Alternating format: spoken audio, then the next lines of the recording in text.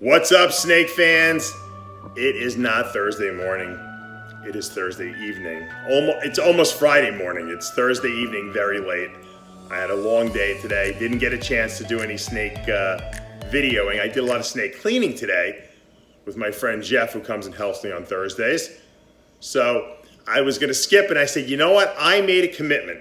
I made a commitment to doing 5 videos a week, Monday through Friday, my Muscle Serpents Daily, and I'm not going to let you guys down because I know everyone wants to see, when they get used to it, they want to see that TV program. I always was the guy, who watched these TV programs, and then, so every time, once in a while, there'd be like a holiday, like 4th of July, they wouldn't air. Like, they'd skip a week of Cheers, and I'd be all pissed off, and like, why are they skipping? So I don't want to skip on you guys. So I'm giving you a little nighttime teaching lesson. This is going to be Muscle Serpents University for sure. We're going to talk a little bit about ball pythons and the rules of breeding, and not necessarily the rules of breeding. When does a snake breed? How many years old? How big? So many people tell you so many different things. 1,200 grams is the magic number. I got news for you guys. There's no rules when it comes to breeding ball pythons. There's no rules when it comes to breeding snakes in general. There's just guidelines that you can stick to. Because the snake ultimately dictates what it wants to do, when it wants to do it. And you can look at a snake at 3 years old and it might look like it's ginormous. It might look like a really mature looking, adult ball python. And then you can see one that's 5 years old and it looks like it's almost only a year old. Because the thing hasn't eaten a lot. It just decided it didn't want to eat and it doesn't want to breed. It's not ready. But you know what I found? They all eventually catch up. It's like, my kids. My son was a late talker and a late walker. He's 3.5 now and he's talking and walking. My daughter, she's at a year old. She was walking and talking already. So they're on different time scales and different time frames and different schedules. And you just can't, force it. So what I find, all you can do is put the food in with the snake. And if it doesn't eat it, you didn't do anything wrong. Trust me. The snake is the one telling you what it wants and what it doesn't want. Everyone thinks, I don't know what I'm doing. I'm not Justin Kabilka. I'm not Ozzy. I got news for you. Justin and Ozzy don't have snakes that don't eat too. They have snakes that don't grow big either, and they have bad luck when it comes to breeding. They just have a lot more snakes than you probably do. So their odds are a little better at getting something great every single year. And that just, the longer you're in the business, the better chances you are at getting good stuff because you have more females to breed. And I know that I learned this season too. I had a lot better stuff because I had a lot more females to go. But there were ones that didn't go. I had clutches that were terrible. And I want to just show you a couple of females that I've been working with over the years and how some of them look a certain way, big and mature. Some of them are small. The small ones sometimes breed. The big ones sometimes don't. Sometimes the small ones won't breed for 5 or 6 years, And then all of a sudden they'll become your best breeders you ever had and the best eaters. There are no rules. So let's go into my snake room. Oh, we're here already. Let's go into the ball python room number 3, and let's take a look at some snakes and hopefully learn something. All right, so when we talk about the rules of breeding ball pythons, we find out that there are no rules really, as I mentioned earlier. Look at this girl. This girl is 5 years old, okay? Look at the size on her. Look at the thickness she's got. She just shed, so she's got some nice color here. This is a hypo-het pied girl. She's got density. You can see she's got good muscle mass on her. She's laid a clutch the last 2 years, and she puts back her weight really well because she's big and mature. And you can just see that this is a big girl.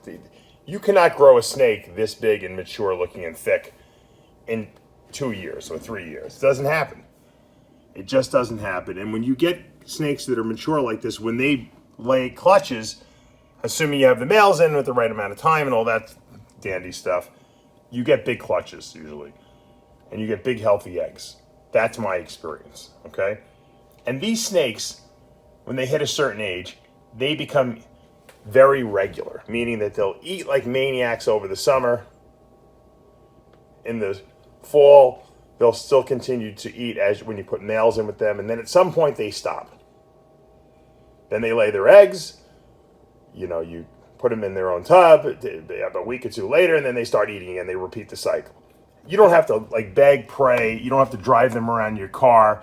You don't have to do anything special to get these things to eat and to breed, other than, create the right temperature, environment, and to put the males in with them. They know what to do. Now, when we talk about younger snakes, there's a different story. Let's go take a look at a younger snake. This snake is a 2014. Gorgeous snake, right? Ultra male, het caramel. I got from Vin Russo. Love this snake. Not a very big snake. Just really started to eat some food. Has not laid a clutch for me yet. She's small. She doesn't really have a lot of mature muscle because she eats maybe 5 to 10 times a year, maybe if I'm lucky. She just does what she wants to do. Very healthy. Probably will live 30 years because she's, she does her intermittent fasting. And she doesn't eat, all the time. But she's not going to breed. Why? Because she doesn't have enough energy. There's not enough extra calories stored in her where her body knows that it can support egg development. And that's just the way her body works. Now, hopefully this coming season, finally, I'll get something out of her. Because I'd love to produce some caramellos, which is what Vin Russo called the caramel ultra male, which is an amazing combination. I'll show you the male in a minute. Oh, he just shed too. He just shed too, look at that. Just for us. That's the caramello, or the caramel ultra male, double recessive, gorgeous. Gorgeous snake. He's not the greatest eater too, but he actually in the last year or so he's been eating really good. But it doesn't even matter because males don't have to eat. Matter of fact, they breed better when they don't eat. He's a really nice looking snake, and I'm dying to breed him to this girl. And I put him in there, and nothing happens because she just won't eat enough. Let's contrast this with this snake. This is an asphalt female. She's a 2015. Old enough to breed last year, but had maybe ate 4 times in the last 2 years. Terrible eater. You're looking at a snake now who's been eating really well. But this girl laid a clutch of 4, not huge eggs, but 4 healthy eggs that hatched and created world's firsts.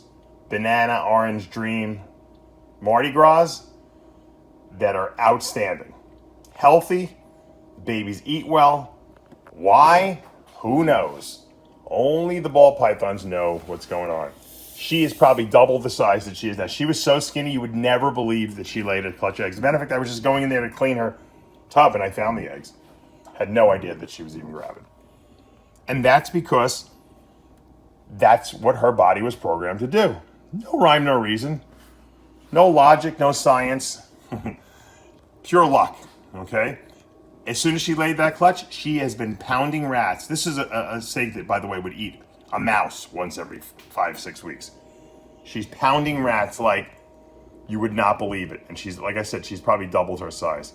And probably next year she'll probably breed perfectly. But for some reason, 4.5 years was the magic number for her to start feeling like, okay, it's time for me to start eating. How I got her to breed after 3.5 years, I don't know. It was lucky. So, but you can see, not a lot of mature muscle on this snake. It's certainly old enough to have the mature muscle, but didn't want to eat. That was her own choice. But I got lucky and I got a good clutch anyway. This girl is a 2016 with a lot of size in her. She's a good eater. I thought she was going to breed actually last year, but she got a respiratory tract infection, I believe. She didn't stop. She stopped eating. So she got sold. This year, I thought for sure, she was pounding rats, that she was going to give me a clutch. And you know what? I still think she might. I think she's just going late. I think she's off her rhythm because she had a rough year the year before that. She's big. She could be gravid right now, but she's still eating. So actually, she turned down a meal this week. So there's a possibility that, we could get, some eggs in 30 days or so because she just did shed the other day. But Look at the size of her. She's a mature looking. This is a pied het clown. She's mature looking. She's got a nice sized head. She eats big prey. She is, perfectly primed, for laying eggs, you would think. She's got a lot of mass on her. Probably when she does lay a clutch, they're going to be nice big eggs. That's what we want to see. But this was a snake that ate most of its life. And so it developed that muscle mass. It developed that mature look to its body. It had a setback. So that's what, unless everything goes absolutely perfectly, you're not going to probably get a 2.5-year-old snake to breed. And that's why she didn't breed last year. This year I thought she'd go at 3.5. But, I'm still waiting. She could be, like I said, she can go late this year because she was a little delayed. It just goes to show you that there's no rules. Every snake is different. And you have to just be patient. You have to watch their signs. She was wrapping the water bowl the last, couple weeks. And I try to put a mail in with her again just in case, I missed something. But I don't think so. I think she's going to go. I think she was just a little delayed. And some snakes will eat, up and a lot closer to when they lay eggs than others. Some stop for a month or two before. You don't know.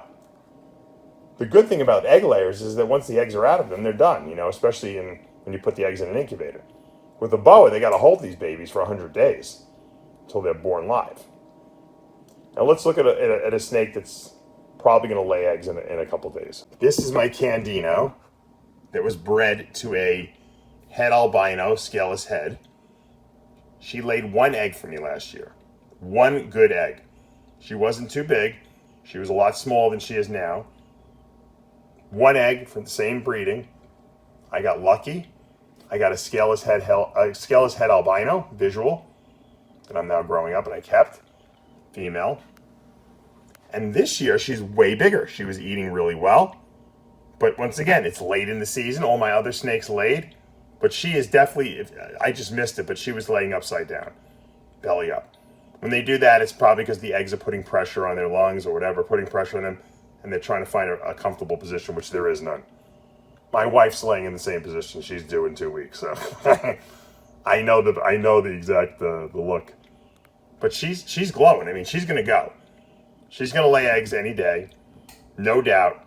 She's full. She'll probably lay a nice clutch. This is her second time. Like I said, last year 1 egg. I'll bet you there's 6 to 7 eggs this time. And once again, she's not huge by any means. And this is a snake I've had for quite a while. This is, I believe, a 2014. Yeah, she wasn't a great eater either. She took a long time to mature. I'll bet you though, by this time next year, she'll be double this size.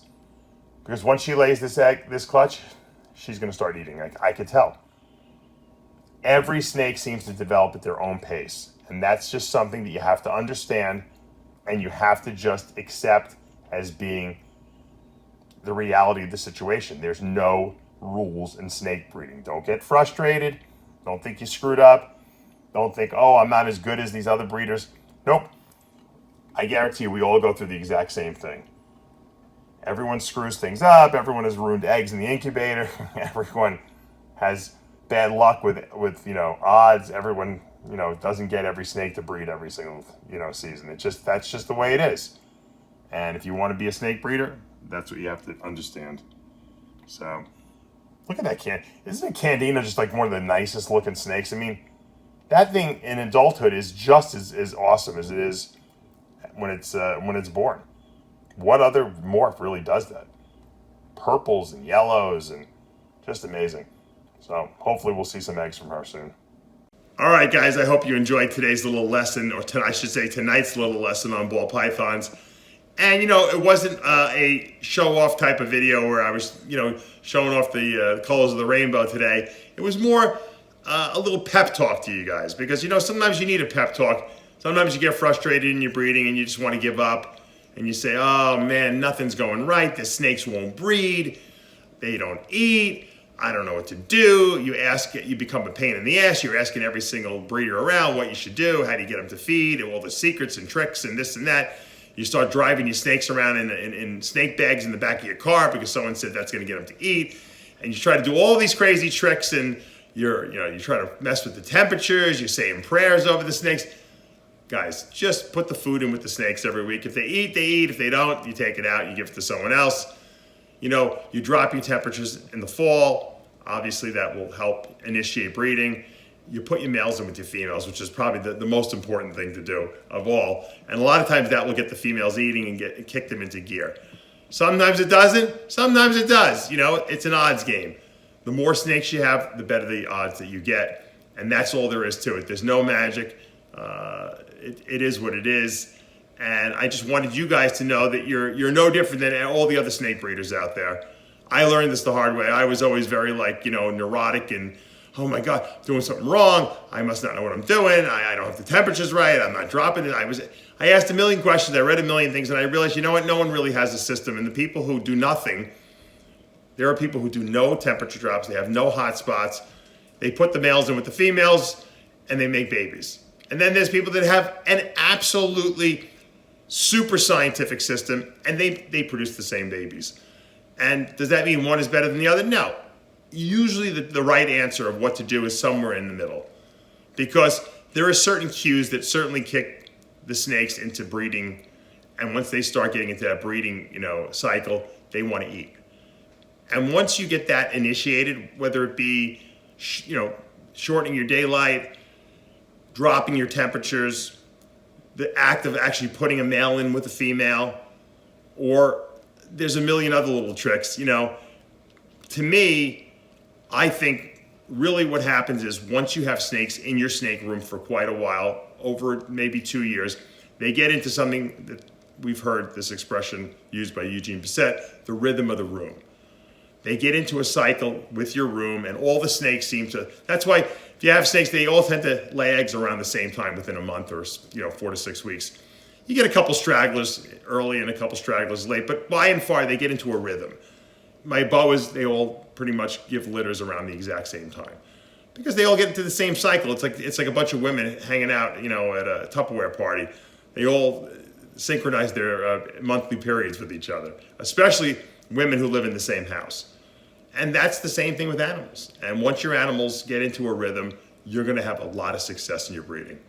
All right, I hope you guys are having a good Thursday. I actually hope most of you are sleeping by now because it's almost 12 midnight here on Thursday. But I will be back again Friday morning, I promise you. I'll be filming hopefully earlier so that I can have a relaxing weekend, and I'm not doing this tomorrow night.